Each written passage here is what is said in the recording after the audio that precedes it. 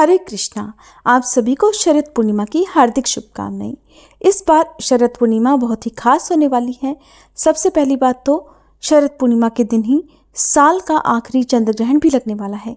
इसलिए आपको ये जानना जरूरी है कि शरद पूर्णिमा की पूजा किस प्रकार से की जाएगी, शाम को किस समय आप अपना उपवास खोल सकते हैं, कब तक आप चंद्र देवता की पूजा कर सकते हैं, यदि उस समय तक चंद्र देवता उदय ना हुए हों तो फिर क्या करना चाहिए। क्योंकि शरद पूर्णिमा की रात को चंद्रमा की रोशनी में खीर बनाकर रखी जाती है। मान्यता है कि रात में अमृत वर्षा होती है और चंद्रमा की रोशनी से निकलने वाली अमृत किरणें खीर को बहुत पवित्र बना देती हैं, जिसका सेवन करने से परिवार के सभी सदस्य निरोगी रहते हैं और शारीरिक रोग प्रतिरोधक क्षमता भी बढ़ती है। सभी प्रकार के कष्ट दूर होते हैं। तो ऐसे में चंद्रमा की रोशनी में खीर बनाकर रखनी चाहिए या नहीं चाहिए, सूतक काल कब से कब तक रहेगा, ग्रहण का समय क्या रहेगा और किस प्रकार से आपको सत्यनारायण भगवान की पूजा करनी चाहिए, कैसे अपना व्रत प्रारंभ करना चाहिए, क्या इस बार शरद पूर्णिमा से आप अपना व्रत प्रारंभ कर सकते हैं। अगर आप पहली बार पूर्णिमा का व्रत प्रारंभ करना चाहते हो तो फिर क्या करना चाहिए, ये सारी बातें आज की इस वीडियो में आप जानेंगे। उससे पहले मैं आपको बता दूं, हमारे चैनल पर आज पूर्णिमा की कथा और साथ ही सत्यनारायण भगवान की कथा भी सुनाई जाएगी। आप जरूर सुनिएगा। हिंदू धर्म में शरद पूर्णिमा का बहुत ज़्यादा धार्मिक महत्व है। इस पावन तिथि को सुख, समृद्धि और सौभाग्य देने वाली माना जाता है। मान्यता है कि शरद पूर्णिमा की रात को जहाँ चंद्रदेव अमृत वर्षा करते हैं तो वहीं माँ लक्ष्मी जी अपनी विशेष कृपा भी अपने भक्तों पर बरसाती हैं। आश्विन पूर्णिमा को कोजागरी पूर्णिमा भी कहते हैं, जिसका अर्थ होता है कि कौन जाग रहा है। मान्यता है कि शरद पूर्णिमा की रात को धन की देवी माँ लक्ष्मी उल्लू की सवारी करते हुए देखने निकलती हैं कि आखिरकार कौन जागकर उनकी और भगवान श्री हरि की आराधना कर रहे हैं। मान्यता है कि इस दिन माता लक्ष्मी और भगवान विष्णु की पूजा करने से व्यक्ति को सभी प्रकार के सुखों की भी प्राप्ति होती है। पूर्णिमा के दिन चंद्र देवता की भी पूजा की जाती है और पूजा के अंत में यानी रात को चंद्र देवता को अर्घ दिया जाता है। गाय के दूध और चावल की खीर बनाकर चंद्र देवता को भोग भी लगाया जाता है। इसके बाद इस खीर को रात में खुले आसमान के नीचे रख दिया जाता है। मान्यता है कि रात में चंद्रमा द्वारा अमृत वर्षा की जाती है, जिससे ये खीर अमृत के समान ही पवित्र हो जाती है और अगले दिन सुबह इस खीर को प्रसाद के रूप में परिवार के सभी लोगों में बांटा जाता है। मान्यता है कि इस पवित्र खीर को खाने से घर परिवार की सारी समस्याएं भी दूर हो जाती हैं। शरद पूर्णिमा के दिन कुछ बातों का ध्यान रखना चाहिए, जैसे कि इस दिन फल और जल का सेवन करके व्रत रखा जा सकता है। इस दिन केवल शुद्ध सात्विक भोजन ही ग्रहण करना चाहिए। जो लोग व्रत ना रख पाए उन्हें लहसुन प्याज से बने भोजन का त्याग जरूर करना चाहिए। आज के दिन काले रंग के वस्त्र पहनने से या काले रंग का प्रयोग करने से बचना चाहिए। सफ़ेद रंग के वस्त्र धारण करके पूजा करना या सफ़ेद रंग के वस्त्र दिन भर धारण करना बहुत ही शुभ माना जाता है। व्रत रखने वाले भक्तों को भी और जो व्रत ना भी रख पाए हों उन भक्तों को भी व्रत की कथा अवश्य ही पढ़नी या सुननी चाहिए। शरद पूर्णिमा को रास पूर्णिमा भी कहते हैं। मान्यता है कि शरद पूर्णिमा की रात को ही भगवान श्री कृष्ण ने गोपियों के साथ महारास रचाया था। मान्यता है कि शरद पूर्णिमा की रात चंद्रमा 16 कलाओं से परिपूर्ण होकर अमृत की वर्षा करते हैं और इन 16 कलाओं वाला पुरुष ही सर्वोत्तम पुरुष माना जाता है। कहा जाता है कि भगवान श्री विष्णु जी के अवतार भगवान कृष्ण 16 कलाओं के साथ धरती पर अवतरित हुए थे और भगवान श्री राम के पास 12 कलाएं थी। शरद पूर्णिमा के दिन प्रातःकाल उठकर स्नान करने के बाद व्रत का संकल्प लिया जाता है। पवित्र नदी, जलाशय, कुंड में यदि हो सके तो स्नान जरूर करें। अगर आसपास नदी, जलाशय, कुंड या सरोवर नहीं है तो घर पर ही थोड़ा सा गंगा जल पानी में डालकर भी आप स्नान कर सकते हैं। घर के मंदिर में घी का दीपक जलाएं। भगवान विष्णु या फिर अपने इष्ट देवी देवताओं को सुंदर वस्त्र आभूषण पहनाएं। संकल्प लें कि आज आप व्रत रखने जा रहे हैं। घर के मंदिर में घी का दीपक जलाने के साथ ही आह्वान, आचमन, आसन, वस्त्र, गंध, पुष्प, अक्षत, धूप, दीप, तांबूल, सुपारी, नैवेद्य तथा दक्षिणा आदि अर्पित करके पूजा करें। इसके बाद भगवान विष्णु और माँ लक्ष्मी जी की भी पूजा करें। अपने कुल देवी देवताओं की पूजा करें। सत्यनारायण भगवान की पूजा करें। दिन भर उपवास रखें। शाम के समय में भी आप विधि विधान से पूजा करें। दिन के समय आप सत्यनारायण भगवान की कथा पढ़ सकते हैं। सत्यनारायण भगवान की कथा पढ़ने के लिए दोपहर के बाद का और सूर्यास्त से पहले पहले का समय सबसे उत्तम माना जाता है। शाम को चंद्रोदय से पहले स्नान करना चाहिए। उसके बाद चंद्र देवता को अर्घ दिया जाता है। जब आसमान में चंद्रमा विराजमान हो जाए तब उनकी पूजा की जाती है। चंद्र देवता को अर्घ दिया जाता है।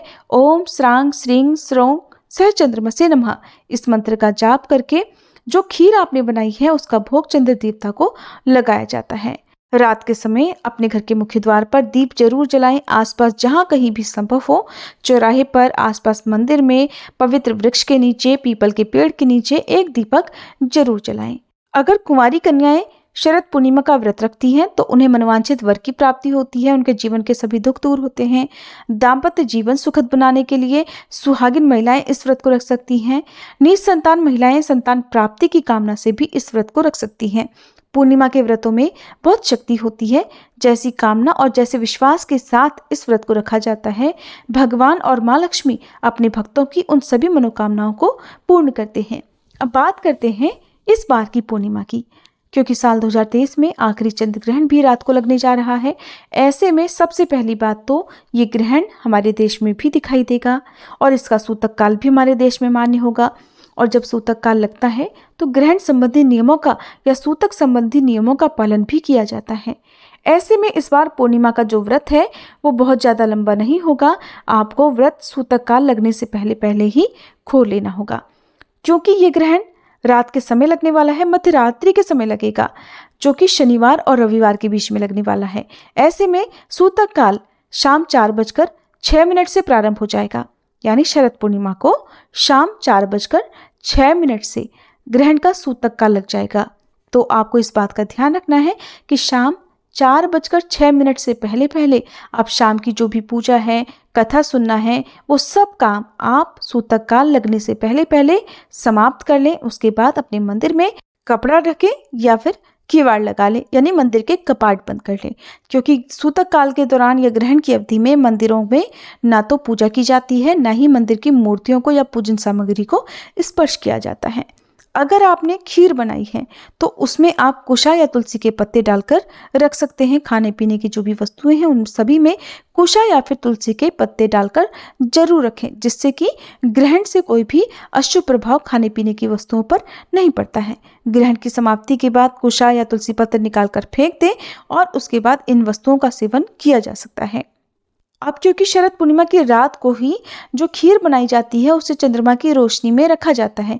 कुछ लोग रात भर के लिए रखते हैं, तो कुछ लोग जिनके लिए ऐसा करना संभव ना हो, जगह की कमी हो, तो कुछ देर के लिए, कुछ घंटे के लिए या कुछ मिनटों के लिए भी रख सकते हैं। तो क्योंकि ग्रहण लग रहा होगा उस समय, रात के समय सूतक काल भी लगा होगा, तो आप ग्रहण की अवधि में खीर बनाकर खुले आसमान के नीचे बिल्कुल भी ना रखें, क्योंकि रात के समय ना तो चंद्र दर्शन किया जाएगा और ना ही चंद्रमा की पूजा की जाएगी।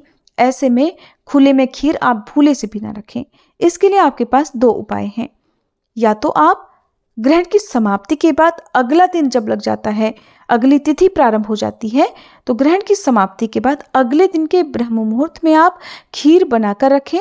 उस समय भी चंद्रमा आसमान में विराजमान रहते हैं। उस समय भी आप जो चंद्रमा की रोशनी में खीर है वो रख सकते हैं और कुछ देर रखने के बाद उसका प्रसाद रूप में सेवन कर सकते हैं। या फिर शरद पूर्णिमा की जो तिथि प्रारंभ होगी सुबह के समय, आप उस समय भी खीर बनाकर उसे चंद्रमा की रोशनी में रख सकते हैं। क्योंकि आपने सुबह व्रत प्रारंभ करना है, तो आप सुबह के समय उस खीर का सेवन ना करें। सूतक काल लगने से पहले जब आप अपना उपवास खोलें तो आप उस खीर को प्रसाद रूप में ग्रहण कर सकते हैं। कुल मिलाकर आपको ध्यान ये रखना है कि शरद पूर्णिमा की रात को जब चंद्रमा आसमान में विराजमान हो जाए तब ना तो चंद्र दर्शन करना है, ना चंद्रमा की पूजा करनी है, यहाँ तक कि आपको खीर बनाकर भी नहीं रखनी है। घर में यदि कोई गर्भवती महिला हो, बीमार लोग हों, तो उन्हें क्या करना चाहिए, इसके बारे में ग्रहण संबंधित वीडियो हमारे चैनल पर अलग से अपलोड होगी, आप जरूर देखिएगा। आप जानिए तिथि और शुभ मुहूर्त के बारे में। साल 2023 में शरद पूर्णिमा है 28 अक्टूबर शनिवार को। इस दिन आंशिक चंद्र ग्रहण भी लगेगा। पूर्णिमा का स्नान, दान और श्री सत्यनारायण भगवान का व्रत इसी दिन किया जाएगा। क्योंकि ग्रहण लगने के बाद भी दान किया जाता है, तो ग्रहण का दान आप अगले दिन रविवार को करें। पूर्णिमा तिथि प्रारंभ होगी 28 अक्टूबर शनिवार की सुबह 4:18 से। जिसकी समाप्ति होगी 29 अक्टूबर रविवार को 1:53 AM तक, यानी कि 28 अक्टूबर की मध्यरात्रि में ही। 28 अक्टूबर शनिवार को सूर्योदय सुबह 6:33, सूर्यास्त शाम 5:47, ब्रह्म मुहूर्त सुबह 4:57 से 5:45, अभिजीत मुहूर्त सुबह 11:48 से दोपहर 12:33, जो कि श्री सत्यनारायण भगवान की कथा पढ़ने सुनने के लिए उत्तम होता है। अमृतकाल रात 11:11 से मध्य रात्रि 12:41 तक रहेगा। राहु काल का समय जो कि अशुभ मुहूर्त होता है सुबह 9 बजे से 10:30 बजे तक रहेगा। तो सुबह की पूजा आप राहु काल लगने से पहले तक जरूर कर ले। यदि ना कर पाए हो तो राहु काल की समाप्ति के बाद करें। नियमों के अनुसार राहु काल को अशुभ मुहूर्तों में गिना जाता है, इसलिए कोई भी नया काम हो या कोई भी अच्छा काम हो वो राहु काल के समय करने से बचना चाहिए। तो सुबह ब्रह्म मुहूर्त के समय में भी आप सुबह की पूजा करके और खीर बनाकर चंद्रमा की रोशनी में रख सकते हैं। 28 अक्टूबर को चंद्र ग्रहण तो लगेगा ही लगेगा, लेकिन इस दिन कुछ शुभ मुहूर्त भी हैं, शुभ योग भी हैं, जिनमें रेवती और अश्विनी नक्षत्र का शुभ योग रहेगा। रेवती नक्षत्र सुबह 7:30 बजे तक रहेगा, उसके बाद में अश्विनी नक्षत्र रहेगा सारा दिन तक। वज्र योग रात 10:52 तक रहेगा, उसके बाद में सिद्धि योग रहेगा जो कि अगले दिन तक रहेगा। इसलिए अगले दिन ब्रह्म मुहूर्त में जब सिद्धि योग रहेगा उस समय भी आप पूजा कर सकते हैं। चंद्रोदय का समय शाम 5:31 रहेगा। ऐसे में नियमों के अनुसार व्रत पालना किया जाता है चंद्रोदय के बाद, यानी शाम 5:31 के बाद। हर बार पूर्णिमा तिथि पर चंद्रोदय का समय अलग अलग होता है, लेकिन इस बार क्योंकि चंद्रोदय से पहले ही सूतक काल लग जाएगा तो आप चंद्रमा की पूजा भी नहीं कर सकते हैं। इसलिए व्रत आप सूतक काल लगने से पहले यानी शाम 4:05 तक कर सकते हैं। किसी भी ग्रहण के बाद कुछ ना कुछ दान जरूर देना चाहिए। अगर आपकी कुंडली में चंद्र दोष है, किसी प्रकार का कोई भी कुंडली दोष है, तो आप उसके निवारण के लिए अगले दिन अपनी सामर्थ्य के अनुसार मौसमी वस्त्रों का, सब्जियों का, मौसमी फलों का, दूध का, दही का या घी आदि का दान कर सकते हैं। ऐसा करने से ग्रहण से होने वाला कोई भी दुष्प्रभाव आप या आपके जीवन पर नहीं पड़ेगा। उम्मीद है ये जानकारी आपको पसंद आई होगी। वीडियो अच्छी लगी हो तो लाइक करना मत भूलिएगा।